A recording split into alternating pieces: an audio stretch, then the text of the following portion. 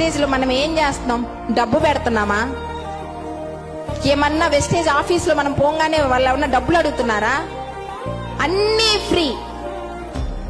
మనం వర్క్ చేస్తే చాలు. ఇంతకైనా ఈజియెస్ట్ ప్లాట్ఫామ్ ఏమన్నా ఉన్నాయా?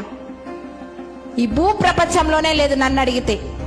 సాధారణమైన ఒక middle class family extraordinary life ఈ రోజు తాకుతున్నాయి. చూస్తూనే మనం కామ్గా ఉంటే కరెక్టా? ద రిచెస్ట్ పర్సన్ ఎవరు? ఏం చెప్పాడు?